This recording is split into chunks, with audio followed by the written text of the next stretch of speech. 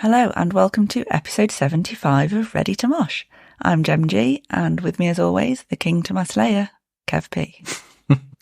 Nice. I like that one. There was another one I was going to do, but that wasn't as nice, so I'll save Charming. that for another time. What would have annoyed you? Yeah.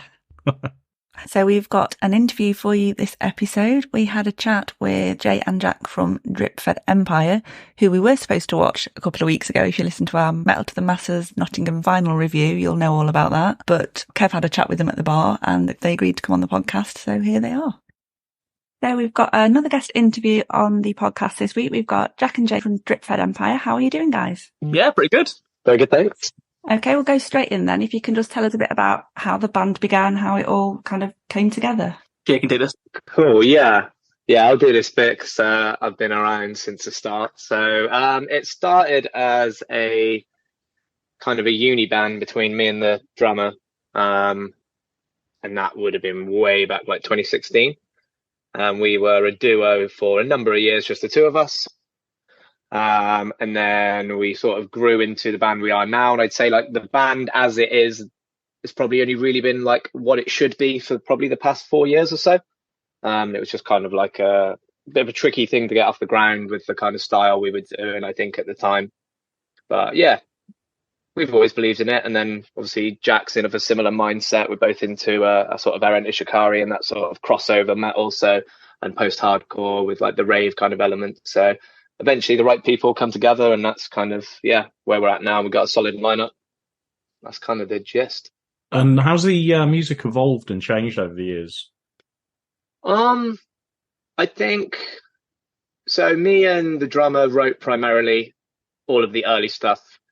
The drummer wrote the first EP, and then I primarily wrote the second EP. So we both had very different takes on the same kind of concept. So I'd very much combine metal and punk with kind of more like drum and bass and scooter and hardcore, and he'd combine a lot more metal with sort of kind of industrial and trance. So although we both were combining elements of electronica with metal and we had very similar metal influences, the electronic styles we're drawing from were completely different. So I think it depends on who wrote it.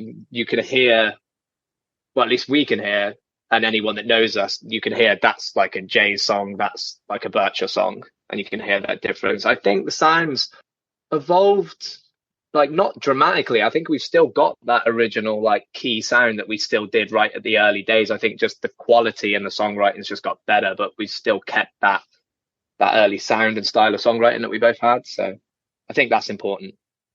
Okay, and you've mentioned obviously the different styles that you've got within your music. What bands would you say were your main influences?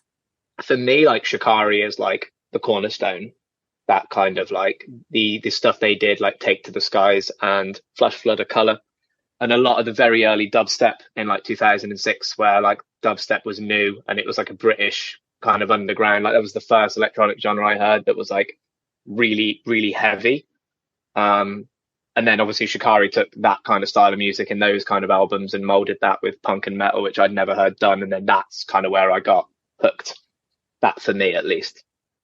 And what's the songwriting process? Because you've got so many layers of, for anybody that's kind of like not familiar with the stuff you've put out, like we're big fans, but what kind of process is it? Is it guitars, synths, drums, kind of what comes first? For me, it starts with like a synth or like a bass line, or I'll make like a dance kind of beat, and then I'll grow it from there. Primarily, that's always been sort of the style, is to write the electronic side of it first and then fit the metal around it. But then, we've gone other ways where, because a lot of metal bands that you hear, like Architects or Bring the Horizon and things like that, or like a good example, maybe Crossfaith, that always the synths would often be like the lead part over the top of a metal band. We always wanted to reverse that and have like the bass part as the main stuff in like bass music and dubstep. The bass is the main fundamental, and then fit guitars and things around that. So it always starts for me with like a heavy bass line that's synthetic, and then fit the metal around that. That's always how I've looked at it. But we started to change that a lot now. I think with a new record we're working on, we've changed and come away from those formulas a little bit. So there will definitely be a new kind of sound from us that people won't have heard before. to come. So I'm excited about that. Okay, so last year you won Metal to the Masses for Nottingham, but you're not actually from Nottingham. So we were just wondering how you ended up in the Nottingham Metal to the Masses and how you found it kind of doing the competition away from your local area. Yeah, that's a cool question. So we joined a management company called Unearthed Management, which are primarily Midlands based and Nottingham. They work like a lot in that sort of area. We'd done Metal to the Masses in the Southwest before. We never did Metal to Masses in our hometown because it requires such a commitment to these different heats. We always wanted to, as a local band, not if we got offered like a really cool support slot for a touring band that was coming through, if you were committed to the Metal to the Masses heats, a promoter wouldn't put you on because you'd be too saturated. So we've always gone to other cities and used it as a way to like establish ourselves in a new territory. Never necessarily expecting to win, but then it was our manager was like, "Hey, come do Nottingham. I'll put you on and put you in touch with people." So we basically just did the same thing we'd always done. And just people loved it. And yeah, Nottingham's become like almost our new home away from home. We almost do better now in Nottingham than we do in Bristol, which is really cool to see. Personally, because like when we go to gigs now in Nottingham, like there's actually people there waiting to see us, like, and it's quite nice to have that because we see familiar faces that come and travel around to come and see us. So when they see our name up, there's an older guy we see there quite a bit, and he says, "Whenever I see your name and you're local, I'll come and see you guys." So it's kind of weird in that sense. Like Bristol's always been good to us, don't get me wrong, but Nottingham has been so much better in just how dedicated people are to actually coming to the gig instead of just the whole famous, "Oh, I'll try and make it," or all those kind of excuses you get on top when you're in your local city. Kind of following on from that, has Bloodstock opened doors for you guys then, since you won the Metal to the Masses? I'm going to let you talk, Jack, because I'm chatting. So I think we've taken it quite quietly since Bloodstock, really. Simply because we had the album, because we've been working on that for a long time. And the idea was just to put all the funds and everything we possibly could and all our spare time and just to making that something pretty interesting.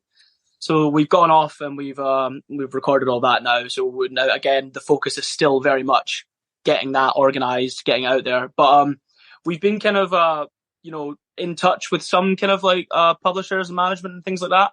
But it kind of comes down to the fact of we need the time to kind of get it all ready, and we need money to put it all out. So to answer the question, really is we've used it to an extent to kind of advertise it in the sense of like we have done this. So you can look at our like musical CV if you want to put it into actual like words. But we've taken it quite quietly just so we can get this big kind of chapter out of the way. So hopefully once that's out and released, we'll get a bit more attention from it, and more people will kind of come and see that we've done these things to a good reception, and they'll kind of come to us and say like, "Hey, sounds really cool. We've seen you guys. We know you've done this before. We want to put you up and we want to help you go in that direction." It definitely opened up like a relationship now with Epiphone and Gibson as a whole as well, which is something we never expected. But we're now like on first name basis with like sort of public relations of Gibson UK, and they like let us go down to their headquarters. We can borrow guitars to take on tour, and they just like hook us up now. So that was like a really big thing that come out of Bloodstock, was that they're just like supporting us now, which is mad. I still find that kind of crazy. Like we can just kind of email them one day and be like, "Hey, we need a couple of guitars," and for the most part, the women will just be like, "Yeah, no worries at all. Come down on Tuesday." So we go in there, we sign a form, and then we just take kind of really what we want, which is that's like 14-year-old me. That'd just be the weirdest thing. I still find it really weird. I'm 27, so it's definitely the dream, isn't it? Just turning up at kind of HQ and yeah, I'd like that one, please. Like literally. First time that we went in, and obviously she was like, "Okay, just have a play around." So we were there for like 5 hours, playing every guitar, magic, acoustic guitars. There was a pool table downstairs. There was all these different amps, all these different pedals, and there was also like just a fridge full of beers. So she was just like, "Have some beer, play some pool, play guitar." I was like, "This is absolutely unreal." I need to go and work at Gibson. That was a great day out. Yeah, man. So obviously you played Bloodstock last year. What advice would you give to the bands who are waiting to get on the new Blood stage in a couple of weeks' time this year? Best thing I can personally say is just be ready for things to possibly go wrong. Like one of the because like you just don't know on the day obviously we were going to take wirelesses and all these things. We got told a few weeks prior we weren't allowed to do that. So we had to then obviously get out and go buy some more cables. It's a small thing, but just making sure you've got room to move. So you had to buy really large ones. So if you wanted to run around and do the kind of thing, if you've seen us before, do that. We had to kind of prepare for these moments and make sure everything's working before you go. Change your strings on your any guitars. Make sure mics are working. Just everything that you can think might go wrong, test it before you get there. Because if you've got a crowd of 600 people or so, you really don't want to get on and realize, oh my God, I forgot my power cable, or I forgot to change the strings and the string just broke. You really don't want any of that to happen.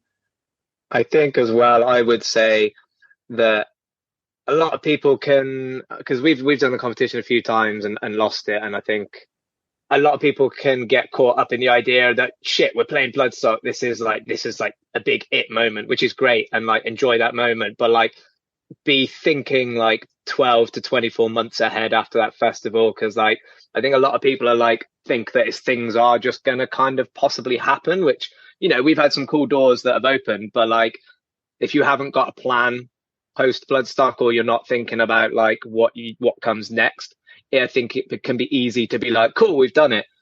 Shit, we haven't thought of what comes next. And I think that was something we got asked at Bloodstock in an interview, is the trap a lot of bands fall into is the not capitalizing post Bloodstock. And I think a lot of bands in the past have kind of, not faded into irrelevancy, but almost not kind of kept that momentum up. And I think you just, plan ahead.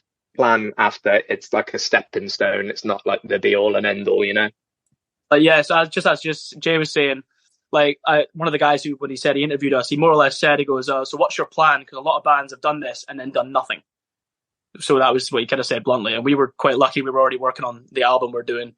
So we had, that 12 months had been planned out, and the guy seemed pretty like, all right, cool. That's good. So, you can't just sit around and think we did that once, downloads next, main stage, it just doesn't work like that. So I fully agree with what Jay was just saying there. Just plan ahead is the best advice in the world. Yeah, I was going to say that the amount of bands that I've seen over the years kind of that have appeared on the New Blood stage, a lot of them, it's kind of like, I kind of remember those guys, but I don't know what happened to them anymore. Like, although they don't they're not, like you said, not relevant anymore. It's not that. It's just that they probably never did have the plan that this is what we need to be doing next. Yeah.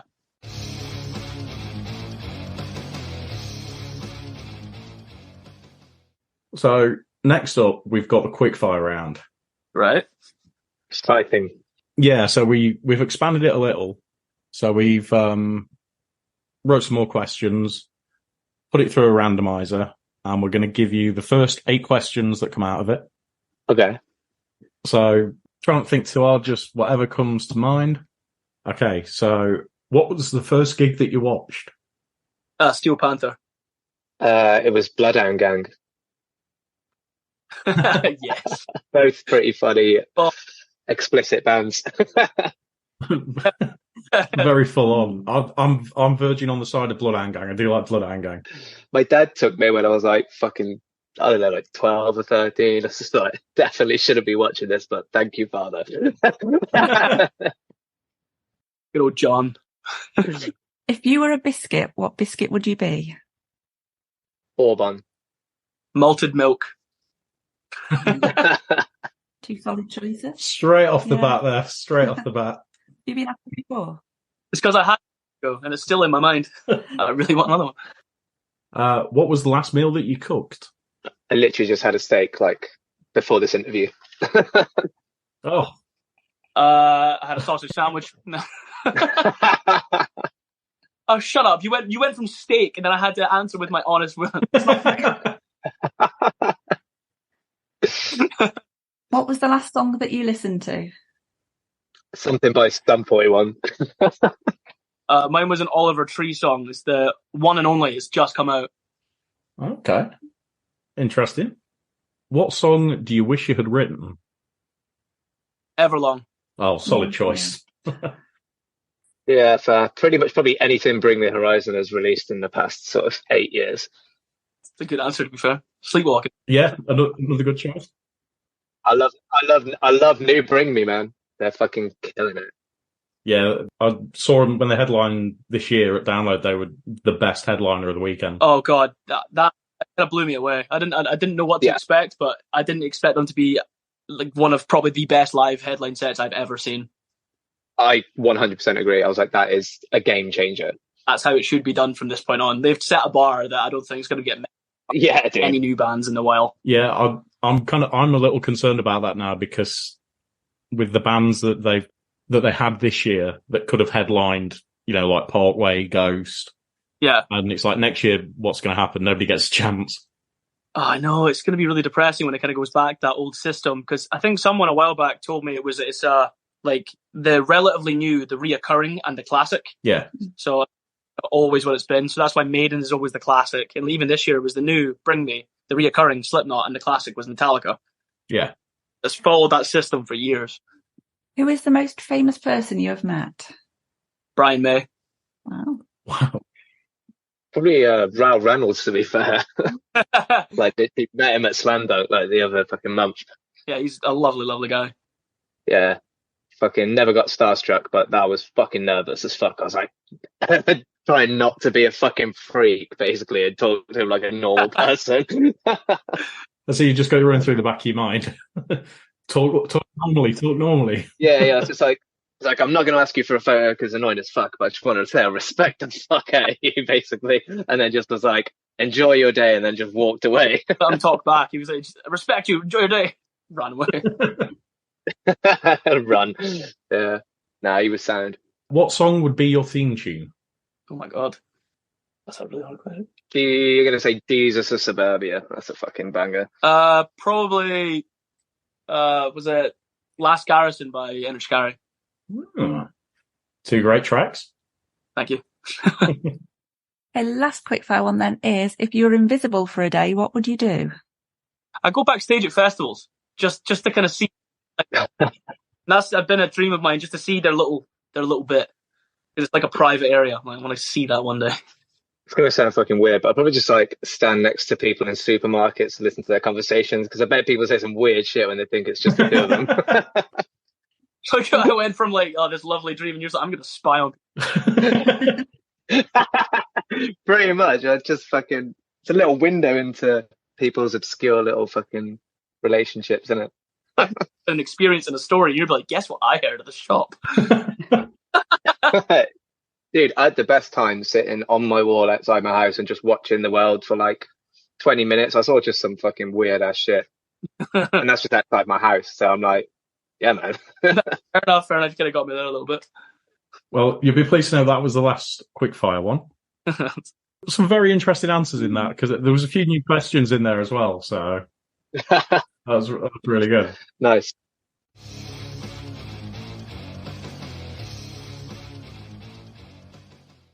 We should probably move on to the last time we were going to see you. So, in fact, first off, before we start, to both of you, I deeply apologise. I don't know if you guys remember, but I came in from inside and was stood talking to you both, just completely oblivious to everything. It just never clicked in my mind. And there was a very good reason for that, but it was at the old Coles store.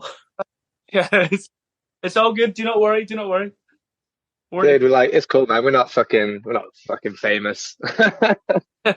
Well, that's the thing. It's like you were the headline band that night, and I was I'm blaming it on the weather. I think we've spoke about it on the podcast before, haven't we? When we went to the Metal to the Masses final, it just got trashed by the end because of the weather. Yeah. Can't really predict these things though, can you? Which is the sad part. It was the realization of like 5 minutes before we were starting to warm up, and then just looking at the floor and noticing that the rain is starting to come and go near all of like the, call it £20,000 worth of equipment all over the floor. Like, oh shit, we have to figure this out.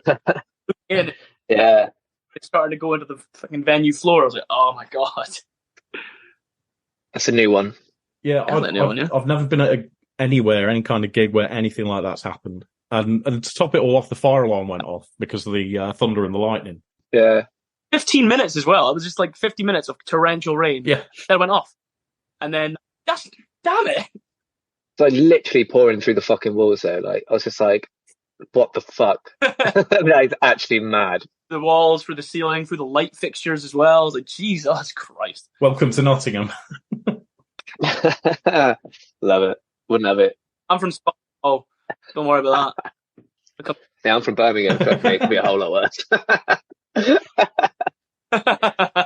So just looking at last year again, we noticed that you did something called Drip Fest, where you did a headline show and you had a load of other bands there as well. Is that something that you're planning to repeat, or you might repeat someday? I think someday, yeah. It was a weird one because again, that was organised when we were on like a management, and it was our manager's idea, and then we parted ways with our management, and then we kind of took it on ourselves. And it was booked in between like a lot going on, so it kind of, I'll be honest, we didn't lose money, but a lot of people that bought tickets didn't come because you had like Gay Pride after it, and you had 2,000 trees the day before it, and then you had the tattoo convention throughout it. So we like just got this really rogue slot where it definitely could have been successful, but like I think we had like half of the people that bought tickets didn't show up, and it's just a lot to organize between, to put on a festival if you're also in a band trying to release songs and records, so it's not something I think I would want to self-organize again, but it's definitely something I would like to do again in the future, potentially if we have management or some sort of representation helping us do it. But it's not something I would do myself again, because I think I ended up kind of doing most of it myself in the end. But yeah, it's definitely something I'd like to do. The lineup for that was so strong as well. Like there were so many good bands on there: Haunted by Wolves, Miscreant, Bad Llama, Frog Lord, and like we've seen all of these guys before, and just really big fans of those too. And like obviously being in this part of the country, we didn't know this was, this kind of thing was going to happen, and it just looked like a dream kind of thing for us. We should just do it again in Nottingham. That would work. Literally. Works for us. We'll be there. That's it. Get rock sick. Yeah. Yeah, so you kind of touched on the album, and I was listening to an interview, I think it was earlier today or last night. And is it still coming out this year? Is that still the plan? I think I know this interview. I think that was possibly a drummer saying that it was going to come out this year, which he just pulled that out his fucking hat. That isn't a thing. It will hopefully be coming out. Ideally, I'd like to put a single out by the end of the year, and then look at releasing 2 more singles, maybe the start of next year, and then the full album out sort of before the summer. It all comes down to basically essentially how fast we can raise the funds to finish music videos. We've got 2 more music videos to shoot, so we've got a single ready, but then we also need to market it correctly, so then it's also paying for the PR campaigns. So it is a simple fact of just basically having to raise the funds to release it correctly, because we don't just want to put it out, we want to put it out and we want it to go out properly, so I'd rather sit on it and release it correctly, even if that means waiting, than just throw it out, basically. We're at that point where we need good PR, magazine reviews, PR, radio placement and shit, and then, solid videos and a campaign. So, yeah, all things ideally. I think we're set to shoot our second video hopefully next month.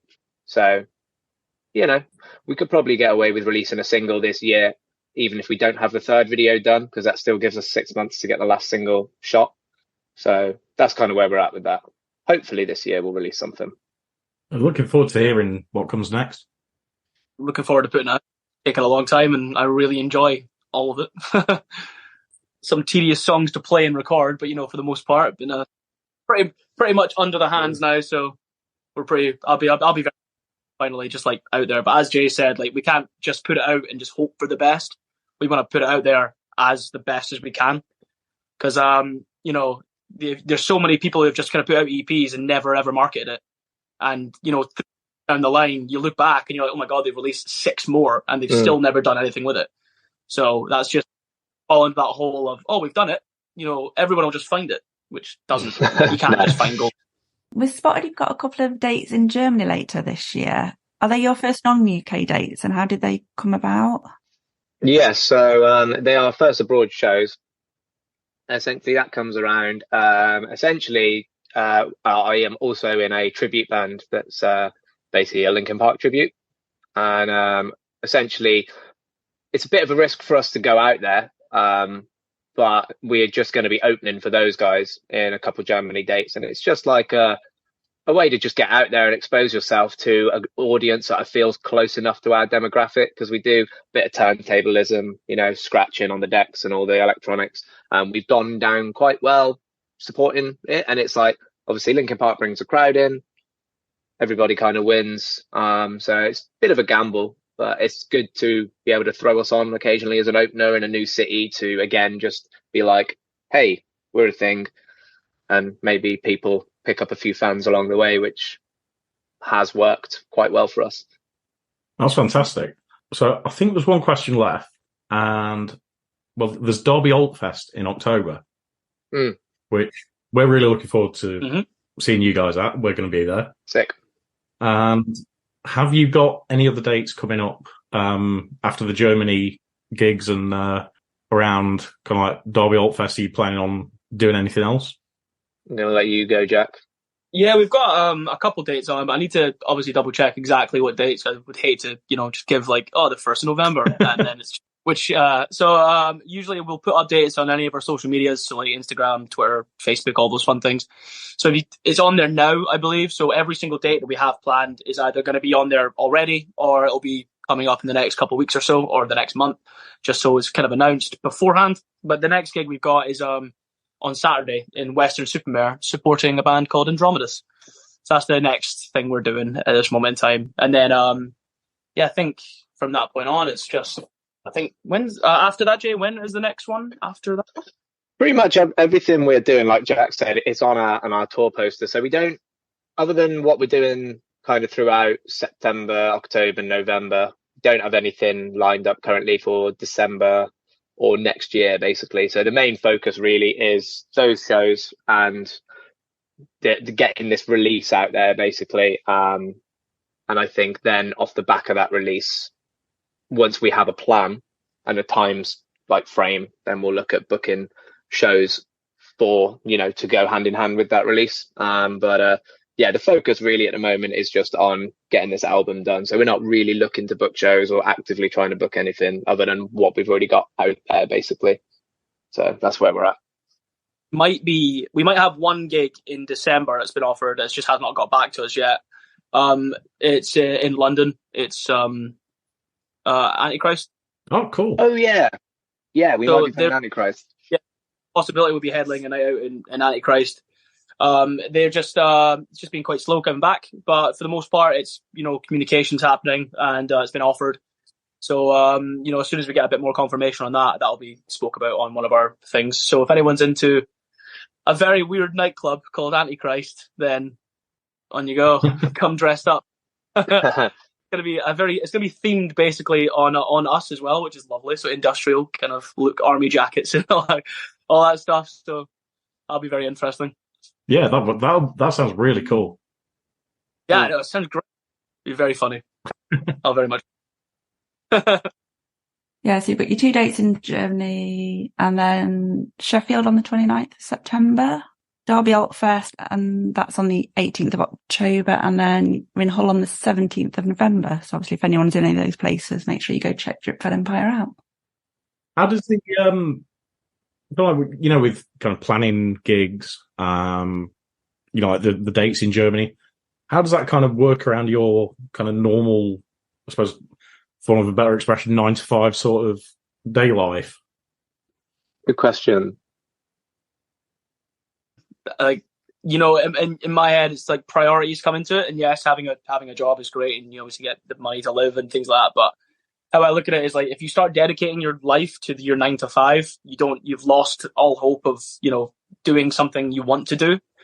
So my idea is just like tell them that's just going to be how it is, and that's that. Or I tell them book it way in advance, so when it does come up to it, there's no arguments. It's very much just I'm doing this thing, and if you say no to it, I'm still just going to go off and do this thing because that's just how I feel about it. I've done it with one job already and told them like that's how it is. I'm sorry, and they basically just said, well, that's that then.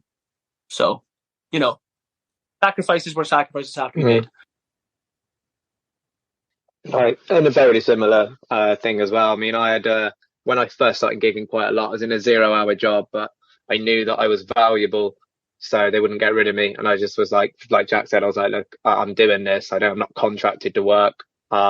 Yeah, so I'm gonna go do these shows. And then I've been fortunate enough to be in a job now where my boss is very understanding and supporting, and he lets me go off and do my gigs.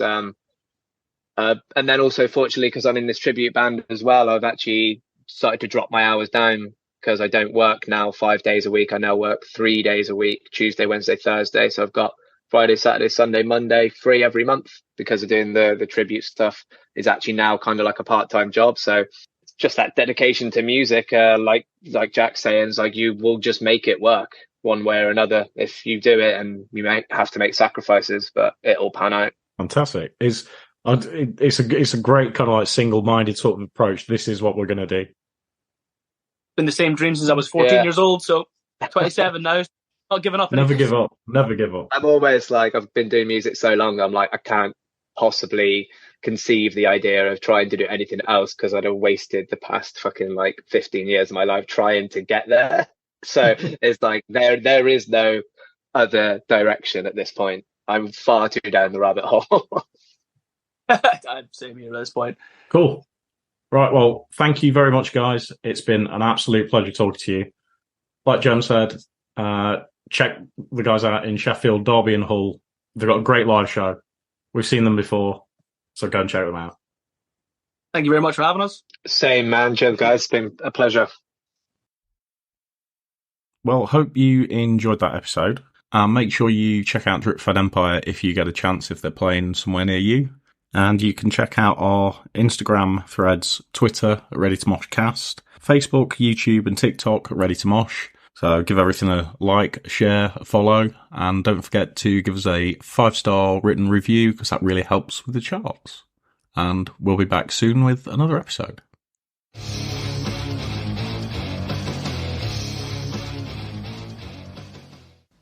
Make it stop, Moog.